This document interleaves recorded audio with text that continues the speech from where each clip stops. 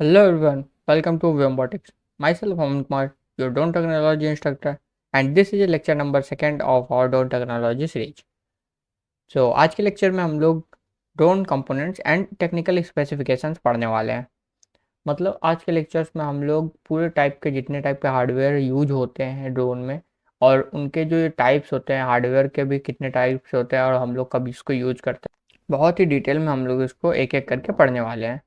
तो पिछले लेक्चर्स में जो लेक्चर नंबर 1 था उसमें मैंने आइडिया दे दिया था कि कितने कंपोनेंट एक बेसिक ड्रोन में यूज होते हैं। बस उसी को हम लोग एक एक करके डिटेल में पढ़ने वाले हैं। This is my intro, my self Aman Kumar, your drone technology instructor. तो आज का लर्निंग ऑब्जेक्टिव क्या क्या है हम लोग का? आज हम लोग बहुत सारे जो जो मेजर कंपोनेंट है ड्रोन के वो आइडेंटिफाई करेंगे। फिर उसके बाद हम लोग हर एक कंपोनेंट की टेक्निकल स्पेसिफिकेशन को समझेंगे। फिर उसके बाद हम लोग हार्डवेयर फॉर ड्रोन असेंबली कौन कौन से कंपैटिबल जो हार्डवेयर है उसको यूज करते हैं हम लोग ड्रोन असेंबली एक सिंपल ड्रोन बनाने के लिए, वो हम लोग देखेंगे। मोटर प्रोपेलर बैटरी मैचिंग देखने वाले हैं और काफ़ी कुछ देखने वाले हैं, जैसे कि एक बेसिक ड्रोन डिज़ाइन कैसे करेंगे हम लोग, वो भी लास्ट में देखने वाले हैं। तो स्टार्ट करते हैं आज का लेक्चर। तो स्टार्ट करते हैं। सबसे पहले स्टार्ट करते हैं हम लोग का basic architecture of a drone क्या होता है। सबसे पहले आर्किटेक्चर हम लोग ले मतलब बनाएंगे। तो इमेजिन करिए सबसे पहले हमको क्या ज़रूरत पड़ने वाला है। स्टार्टिंग में हम लोग को चाहिए एक स्ट्रक्चरल बेस जो कि ड्रोन को होल्ड करके रखे, ड्रोन के सारे कंपोनेंट्स को होल्ड करके रखे और ड्रोन के स्ट्रक्चर को डिफाइन करे। तो उसके लिए हम लोग बोलते हैं उसको फ्रेम। फ्रेम आपको इमेज में दिख रहा होगा पीपीटी के कि फ्रेम में आपके 4 लेग्स निकले हुए हैं और बीच में एक कंपोनेंट रखने के लिए स्पेस बनाया गया है। वैसे ही होता है फ्रेम के बारे में स्पेसिफिकेशन। अभी हम लोग सब चीज़ के बारे में देखेंगे, हर एक कंपोनेंट के स्पेसिफिकेशन अभी हम लोग आगे देखेंगे इसी वीडियो में। फिर आता है हम लोग का प्रोपल्शन सिस्टम जो कि मोटर हो गया, ईएससी हो गया और प्रोपेलर्स हो गया। मोटर क्या होता है कि जो बीएलडीसी मोटर हम लोग यूज करते हैं इसमें, वो किस लिए यूज करते हैं, फिर उसके बाद उसकी क्या रेटिंग होती है, ये सारी चीज़ें हम लोग देखने वाले हैं। अभी मैं सबके नेम बताता हूँ कि ईएससी क्या होता है कि इलेक्ट्रॉनिक स्पीड कंट्रोलर होता है जो कि हर एक ड्रोन में लगता है और हर एक मोटर के साथ लगता है। ईएससी के भी अलग अलग टाइप हैं, वो भी हम लोग डिस्कस करेंगे। प्रोपेलर क्या होता है? प्रोपेलर होता है आपका कि जो कि विंड के मतलब जो एयर है, जब वो रोटेट करेगा प्रोपेलर तो मतलब कि प्रोपेलर जो होता है वो एयर को डाउनवर्ड डायरेक्शन में पुश करता है। फिर हम लोग आते हैं कंट्रोल। अब कंट्रोल हम लोग कैसे कर सकते हैं? फ्लाइट कंट्रोलर होता है हम लोग का ब्रेन, ड्रोन का ब्रेन। ये सब चीज़ें मैंने पिछले लेक्चर में डिस्कस कर लिए थे, पर एक बार आपको ब्रीफ देने के लिए, एक बार रिकॉल कराने के लिए मैं फिर से इसको कंटिन्यू कर रहा हूँ। कम्युनिकेशन, कम्युनिकेशन रेडियो रिसीवर होता है, टेलीमेट्री मॉड्यूल होता है, ये सारी चीज़ें अभी हम लोग पढ़ने वाले हैं। कम्युनिकेशन कैसे कैसे।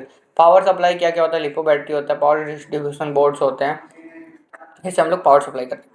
पेलोड मतलब कि उसके अंदर किस किस चीज़ में हम लोग स्पेसिफिकेशन करते हैं, जैसे कि कैमरा के लिए यूज करें, फिर वीडियोग्राफी के लिए यूज करें तो हम लोग कैमरा मॉड्यूल लगाते हैं।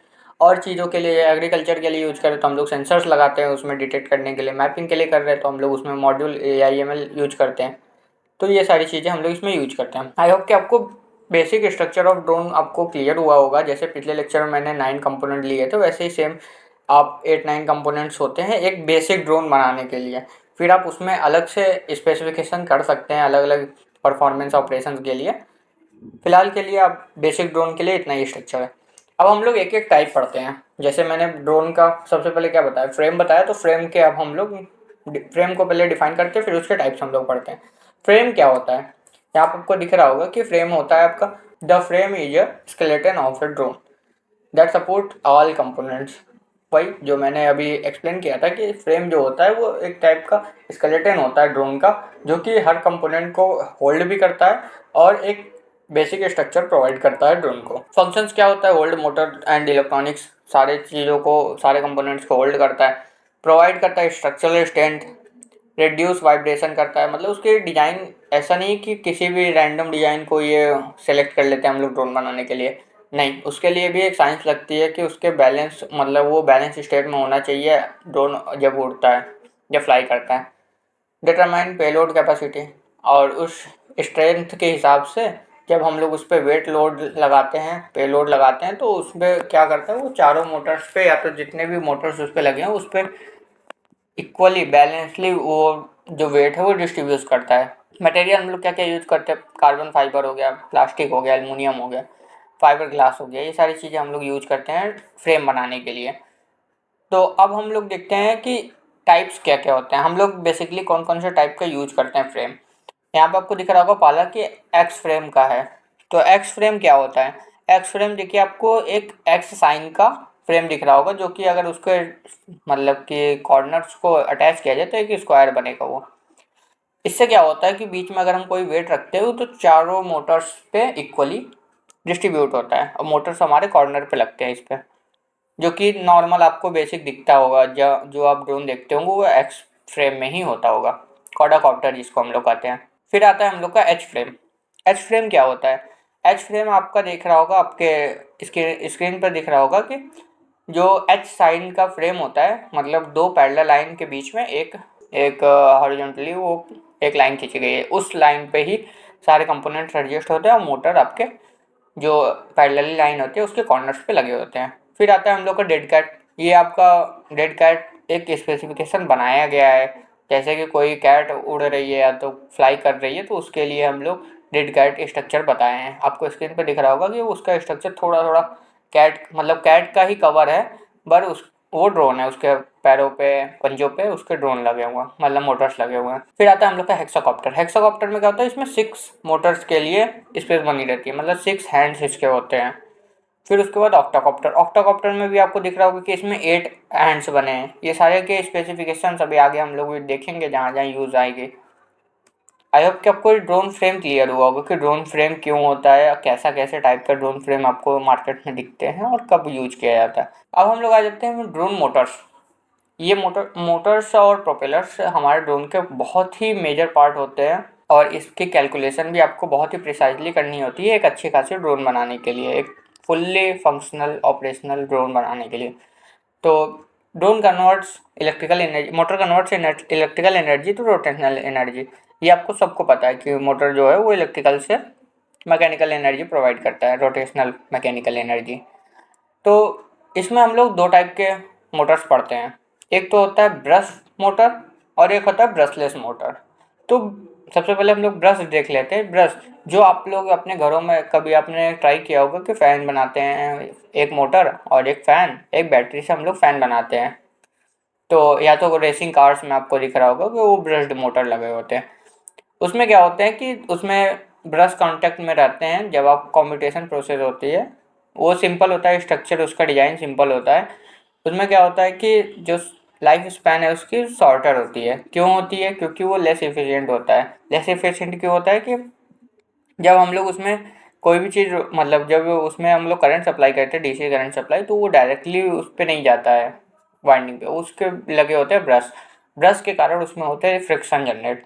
फ्रिक्शन जब जनरेट होता है हीट भी जनरेट होता है उसके कारण, तो इससे वो ज़्यादा टाइम तक मतलब एफिशिएंटली वर्क नहीं कर पाता है और इसकी स्पीड भी कम रहती है। तो यहाँ पे लिखा है लिमिटेड स्पीड कंट्रोल। जैसे बेसिक टॉयज़ में होता है, आपके मतलब कार्स में होते हैं, वो सारी जगह पे ये यूज़ होते हैं। और जब हम लोग प्रोफेशनल ड्रोन्स की बात करते हैं, एक अच्छे खासे ड्रोन की बात जिसमें हमको हाई स्पीड चाहिए, तो हम लोग उसमें ब्रशलेस मोटर यूज करते हैं। ब्रशलेस मोटर क्या होता है, ब्रशलेस मोटर मतलब कि जिसमें वो सिर्फ मैग्नेटिक फील्ड के जरिए वो रोटेट करता हो और दो पार्ट में वो डिवाइड हो। ऐसा नहीं है कि उन दोनों के बीच में कांटेक्ट है तो वो रोटेट नहीं कर पा रहा है, या तो रोटेट कर रहा है तो उसमें फ्रिक्शन जनरेट हो रहा है, ये सारी चीज़ें इसमें नहीं होती है। इससे क्या होता है, जब उसमें फ्रिक्शन ही नहीं जनरेट हो रही है, जब उसमें हीट ही नहीं प्रोवाइड हो रही, तो ये ज़्यादा समय तक चलता है और इसका कंट्रोलिंग बहुत ही एफिशिएंट होता है, क्योंकि इसमें 3 फेज एसी पावर हम लोग को यहाँ पे सप्लाई देनी पड़ती है। और इसकी स्ट्रक्चर पे अभी हम लोग बात करेंगे। तो आई होप कि आपको ये दोनों के बीच में डिफरेंस पता होगा कि हम लोग ब्रश्ड मोटर क्यों यूज़ करते हैं और ब्रशलेस मोटर क्यों यूज़ करते हैं, और इन दोनों में अगर हम लोग ड्रोन के लिए ब्रशलेस मोटर यूज़ करते हो तो वो क्यों यूज़ करते हैं, हम लोग ब्रश से क्यों नहीं बना सकते हैं, क्योंकि हमको हाई स्पीड चाहिए होती है और उसकी कंट्रोलिंग बहुत ही एफिशिएंट चाहिए होती है ड्रोन को। नेक्स्ट हम लोग चलते हैं, अब मोटर के बारे में हम लोग थोड़ा सा स्टडी करते हैं। जैसे कि मोटर पे हम लोग क्या क्या चीज़ें नोट रहती है उसके बारे में हम लोग देखते हैं। तो सबसे पहले हम लोग को निकालना है, मान लो कि आरपीएम, ठीक है। आरपीएम हम लोग निकालते हैं उसका मोटर का। उसके पहले हम लोग देखते हैं केवी रेटिंग क्या होती है। The KV rating defines how many rotation per minute a motor spins for a volt of input.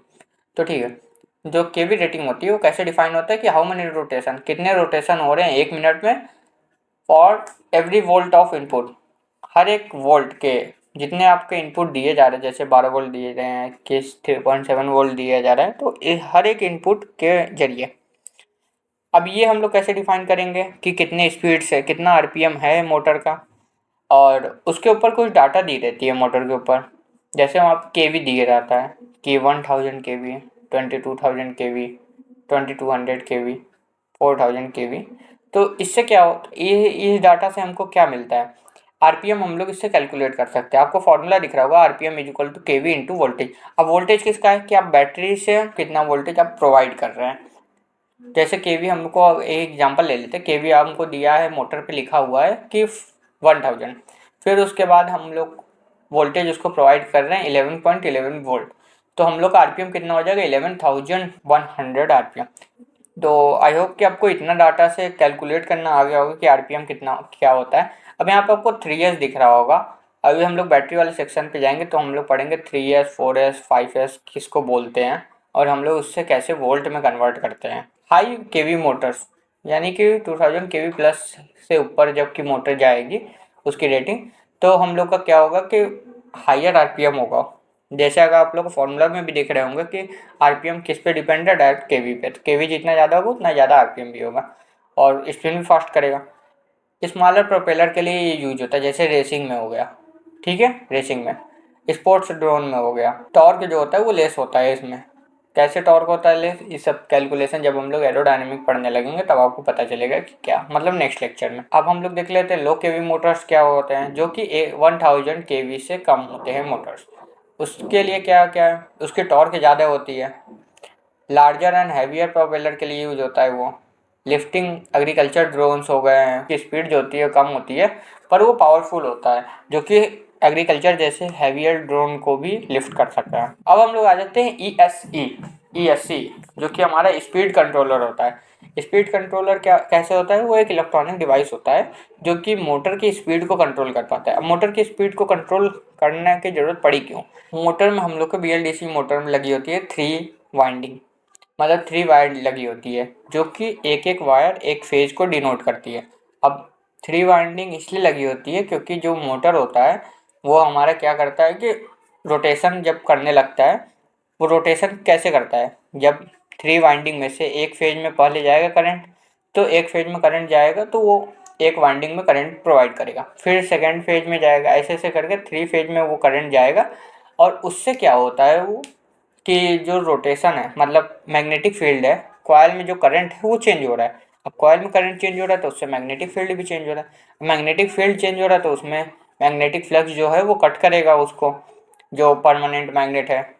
अब जो परमानेंट मैग्नेट है वो जब कट करता है उसको, फिर उसके बाद वहाँ पे जनरेट होता है हमारा फोर्स, आउटपुट उसका लेते हैं, जैसे कि मोटर जो है वो रोटेट करता है। आई होप कि आपको ये मोटर का कंसेप्ट समझ में आया होगा कि जो ड्रोन मोटर्स होते हैं वो कैसे वर्क करते हैं। उसमें 3 वाइंडिंग्स लगी होती हैं, 3 वाइंडिंग्स में 3 फेज सप्लाई जाती है, अलग अलग वाइंडिंग पे अलग अलग फेज की सप्लाई। फिर उसके बाद जब मोटर में सप्लाई जाती है वो बार बार चेंज होती है, पहले फर्स्ट फेज में गई, फिर वो बंद हो गई तो दूसरे फेज में गई, फिर वो बंद हो गई तो तीसरे फेज में गई। अब जब तीनों फेज में सप्लाई चली गई, फिर उसके बाद क्या होता है कि जब तीनों फेज में सप्लाई चली गई एक एक करके, फिर वो ऐसे ही साइकिल में रिपीट होते रहता है। अब जब थोड़ी थोड़ी देर में एक एक साइकिल में जब वो चेंज हो रहा है, फेज हम लोग का करंट चेंज हो रहा है, तो उससे हम लोग मैग्नेटिक फील्ड जनरेट करते हैं, क्योंकि फैराडेज लॉ कहता है कि चेंज इन मैग्नेटिक मतलब change in current in a coil is generate magnetic field. तो ऐसे ही जनरेट होता है हम लोग का मैग्नेटिक फील्ड। तो मैग्नेटिक फील्ड जनरेट होगा तो हमारा जो परमानेंट मैग्नेट है वो रोटेट करेगा, तो इसी से हमारा जो मोटर है वो वर्क करता है। अब 3 फेज वायर को हम लोग कंट्रोल कैसे करते हैं, 3 फेज को हम लोग कैसे कंट्रोल करते हैं, क्योंकि हम लोग का जो इनपुट है वो है डीसी में 2 वायर्स होते हैं, तो हम लोग 3 फेज को कैसे कंट्रोल करते हैं, 3 फेज मोटर को, 3 फेज एसी मोटर को। तो वो हम लोग ऐसे कंट्रोल करते हैं कि जो ESC हम लोग लगाते हैं, इलेक्ट्रॉनिक स्पीड कंट्रोलर, उसकी स्ट्रक्चर मैं अभी बताऊंगा। फिलहाल के लिए भी आप इतना जानिए कि ESC control motor by regulating the power supply from battery of each motor. हर एक मोटर को वो कंट्रोल करता है। कैसे कंट्रोल करता है, वो स्विचिंग के जरिए कंट्रोल करता है। इलेक्ट्रॉनिक सर्किट अभी मैं इसका फुल डायग्राम आपको दिखाऊंगा। करंट रेटिंग, इसकी करंट रेटिंग क्या होती है कि जैसे कि 20 है, 30 है, 40 है, 60 है। तो ये क्या होता है कि हम लोग जैसे स्मॉल ड्रोन हो गया उसके लिए 20 एम्पियर हाईएस्ट करंट होती है करंट रेटिंग, मीडियम ड्रोन्स के लिए 30 है, हैवियर लिफ्ट के लिए 40 है, इंडस्ट्रियल के लिए 60 है। ऐसे हम लोग इसको यूज करते हैं। वोल्टेज सपोर्ट भी है सेम ही है। जैसे 2S, अभी हम लोग वोल्टेज का देखेंगे बैटरी जब जाएंगे तब बैटरी पे। तो 2S, 3S, 4S, 6S। तो ये क्या होता है कि 7.4 वोल्ट। देखो 2S, एस का मतलब यहाँ पे होता है 3.3, क्योंकि एक जो बैटरी होती है, एक सेल होता है वो 3.7 वोल्ट का होता है। हम लोग इसको 3.7 वोल्ट स्टैंडर्ड मान लिए। अब नंबर ऑफ जब बैटरीज में मल्टीप्लाई होती है, नंबर ऑफ बैटरीज को हम लोग सीरीज में ऐड करते हैं तो उससे हम लोग का क्या होता है कि वो मल्टीप्लाई होता जाता है। जैसे कि यार 2 अगर 2 सेल्स को हम लोग ऐड किए हैं तो एस यानी कि 3.7, तो 2 × 3.7 = 7.4। आई होप कि आपको क्लियर हुआ होगा। अब आ जाते हैं हम लोग प्रोटोकॉल्स एंड फर्मवेयर। अब ये क्या होता है कि प्रोटोकॉल्स किस लिए यूज किए जाते हैं कि जो फ्लाइट कंट्रोलर, पहले उसके पहले हम लोग बेसिक स्ट्रक्चर देखते हैं। यहाँ पे फ्लाइट कंट्रोलर पे पहले जाता है जो भी सेंसर्स का डाटा रहता है। फ्लाइट कंट्रोलर भेजता है ईएससी को, ईएससी सिग्नल भेजता है मोटर को। अब देखो फ्लाइट कंट्रोलर कैसे भेजेगा ईएससी को, उन दोनों के बीच में कम्युनिकेशन डेवलप करना पड़ेगा। और कम्युनिकेशन कैसे डेवलप होगा, वो होगा प्रोटोकॉल एंड फर्मवेयर से।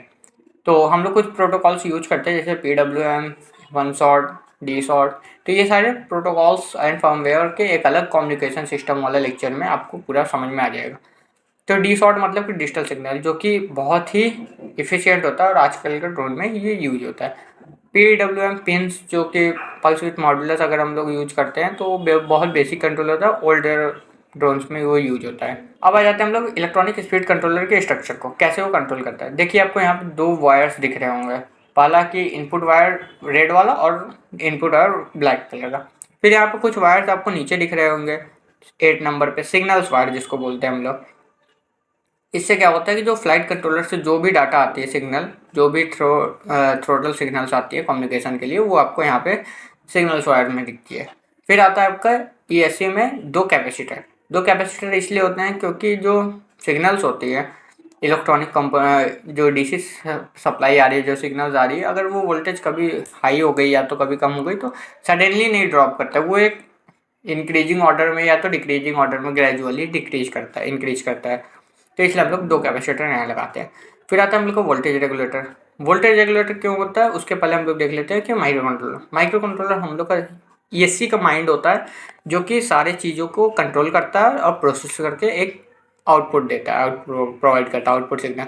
अब माइक्रो कंट्रोलर मान लो 5 वोल्ट पे चल रहा है या तो 3.3 वोल्ट उसको चाहिए, तो वोल्टेज रेगुलेशन भी हम लोग को मतलब वोल्टेज रेगुलेटर का काम होता है कि जो डीसी वोल्टेज आ रहा है उसको 3.3 वोल्ट में कन्वर्ट कर दे या तो 5 वोल्ट में वो कन्वर्ट कर दे एज पर माइक्रो कंट्रोलर नीड। अब आता है हम लोग का गेट ड्राइवर आईसी। ये सारी चीज़ें मॉसफेट की टाइप की है। अब देखो यहाँ पे लास्ट में तुमको 6 मॉसफेट दिख रहे होंगे आप लोग को। तो 6 मॉसफेट क्या काम करते हैं, ये 6 मॉसफेट यानी कि 2-2 मॉसफेट जो होते हैं वो एक एक फेज को डिनोट करते हैं कि अगर 2 मॉसफेट ऑन है तो फेज है ऑन है और चारों ऑफ है। तो यानी कि ये अगर 2 मॉसफेट ऑन हो रहे हैं तो एक फेज ये ऑन कर रहा है, जिससे एक फेज में बस सप्लाई जा रही है और सब में नहीं सप्लाई जा रही है। ये मॉसफेट जो होता है वो आपको बहुत ही ज़्यादा एफिशिएंट वर्क करता है, जैसे कि बहुत ही ज़्यादा तेज़ी से स्विचिंग करता है, मतलब on off on off on off on off करता है। ये लगभग 10,000 या 1000 से बहुत पर सेकेंड पर मिनट पे ये वर्क करता है। तो आई होप कि आपको ये क्लियर हुआ होगा कि मॉसफेट कैसे स्विचिंग करता है और डीसी सप्लाई से एसी सप्लाई हम लोग कैसे बनाते हैं। हम लोग अल्टरनेटिंगली मतलब इसको कंटिन्यूसली इसको ऑन ऑफ करते रहते हैं। तो इसलिए ये क्या होता है कि कभी ऑन ऑफ होता है, कभी फेस ए ऑन होता है, कभी फेस बी, कभी फेस सी, जो कि सीधे मोटर्स में जाते हैं। आई होप कि आपको ये क्लियर हुआ होगा कि पहले फ्लाइट कंट्रोलर से कैसे सिग्नल इसमें आता है एसी में, सिग्नल वायर्स के थ्रू। अब सिग्नल वायर्स के थ्रू जब आता है तो फ्लाइट कंट्रोलर से मतलब ईएससी से ड्रोन मोटर में कैसे जाता है हम लोग का आउटपुट इनपुट, वो जाता है हमारा ये 3 फेज एएसी वायर के थ्रू। फिर यहाँ पे कुछ करंट सेंसिंग सेंसर लगे हुए हैं, टीवी डायोड लगे हुए हैं, प्रोटेक्टिव सर्किट, पीसीबी सर्किट। तो ये सारी चीज़ें आपको बेसिक पता ही होंगे। आई होप कि आपको ये क्लियर हुआ होगा। अगर नहीं क्लियर हुआ है तो कमेंट में आप पूछ सकते हैं कुछ भी, आपको तुरंत रिप्लाई मिल जाएगा। अब हम लोग इसके टाइप्स देखते हैं, ईएससी के टाइप्स क्या क्या होते हैं। 2 टाइप से हम लोग ईएससी यूज करते हैं, नंबर ऑफ ईएससी से यूज करके। जैसे कि एक ईएससी अगर एक मोटर पे लग रहा है तो उसको हम लोग इंडिविजुअल ईएससी कहेंगे। और एक आता है हम लोग का सर्किट 4-in-1 ईएससी। हमको ड्रोन में बेसिकली 4 मोटर चाहिए होंगे, 4 मोटर्स के लिए 4 ईएससी। तो 4 ईएससी को हम लोग 4 ना काउंट करके एक में ही हम लोग उसको सर्किटरी डिजाइन करते हैं। तो एक ईएससी में ही आपका 4 मोटर्स ऑपरेट होता है। कैसे ऑपरेट होते हैं, यहाँ पे आपको इमेज दिख रहा होगा कि इमेज पे लिखा है M1 M2 M3 M4 और बाकी जो पैरामीटर्स है ग्राउंड वोल्टेज वो सारी चीज़ें यहाँ पे लिखी हुई हैं। तो इससे हम लोग उसको कनेक्ट करते हैं। अब इसके भी कुछ मतलब फ़ायदे हैं, इसको भी कुछ फ़ायदे हैं। क्या क्या एडवांटेज है दोनों के। जो इंडिविजुअल ईएससी होता है वो रिप्लेस करने में ईजी होता है अगर कोई भी डैमेज हो गया, जबकि 4-in-1 ईएससी है वो रिप्लेस नहीं हो पाएगा, पूरा ही रिप्लेस होता है और उसके सर्किटरी आपको डैमेज हो गया तो पूरा रिप्लेस करना पड़ेगा। जो इंडिविजुअल ईएससी है वो बेटर हीट मतलब डिसिपेट करेगी, मतलब हीट को जल्दी वो सराउंडिंग्स में रिलीज करती है। जो अवेलेबल इन वाइड रेटिंग, ये इसके ज़्यादा करंट रेटिंग होती है। फिर उसके बाद इसकी जो वायरिंग होती है वो सिंपल होती है। अब लाइट वेट, मतलब अगर हम लोग 4-in-1 ईएससी देखते हैं तो ये लाइट वेट होती है, कॉम्पैक्ट बोर्ड सिंगल बोर्ड होता है जैसा कि मैंने बताया अभी। क्लीनर एंड सिंपलर वायरिंग इसकी होती है। इसके अंदर सर्किटरी बहुत सी कॉम्प्लेक्स होती है पर बाहर से हम लोग वायरिंग आसानी से कर सकते हैं।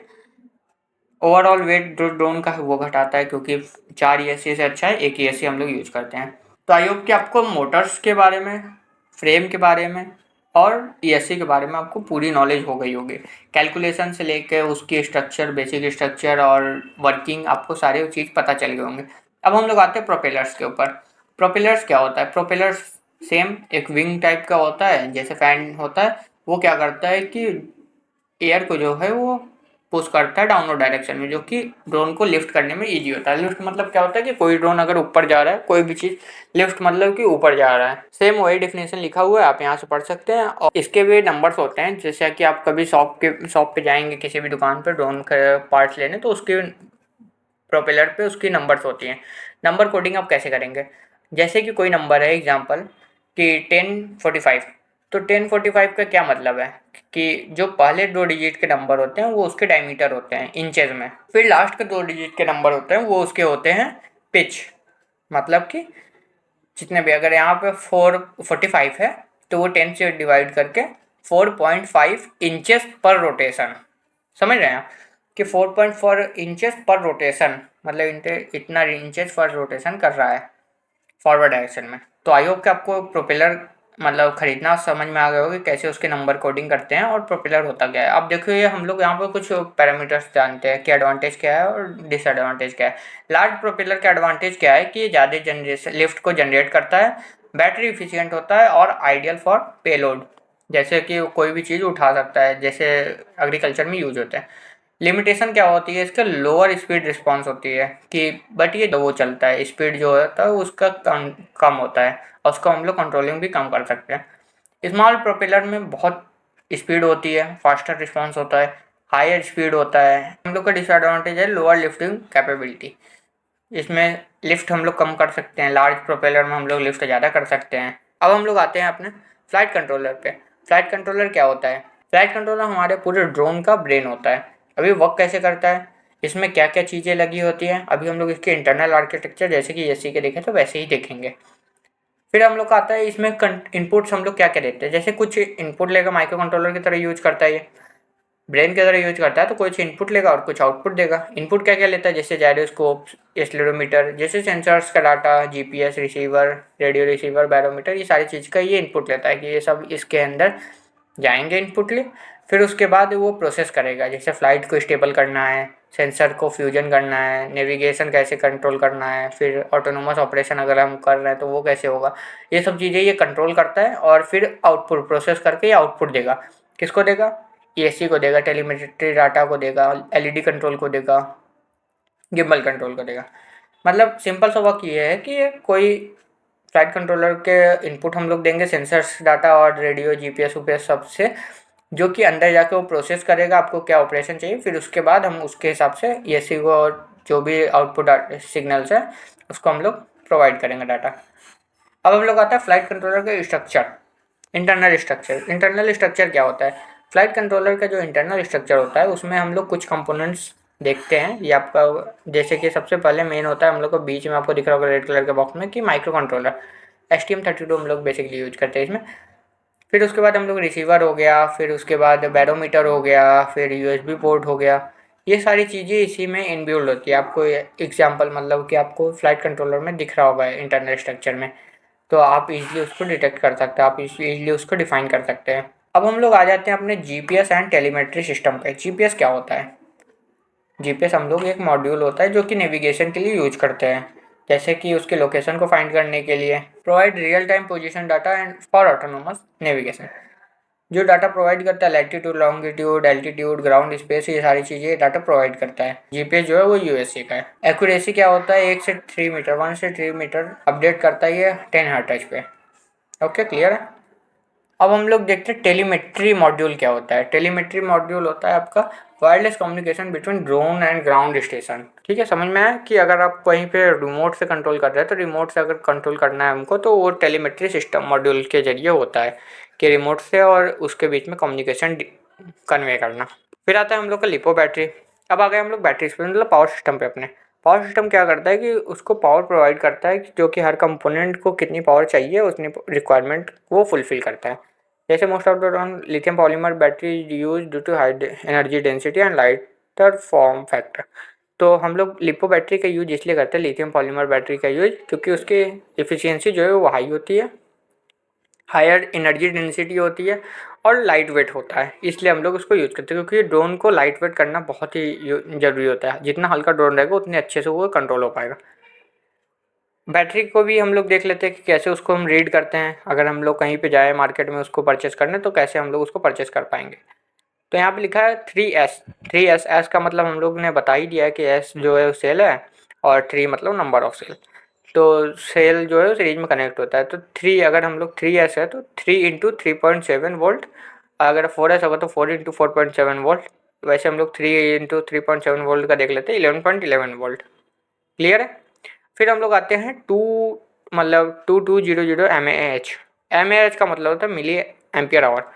तो 2200 मिली एम्पियर आवर का मतलब होता है कि बैटरी कितना एनर्जी स्टोर कर सकता है, कैपेसिटी ऑफ बैटरी। जो ये होता है हम लोग का 30C का मतलब होता है कि डिस्चार्जिंग रेट, मतलब आई मैक्स। इससे हम लोग आई मैक्स निकालते हैं कि आई मैक्स कितना तेज़ी से वो डिस्चार्ज होने वाला है।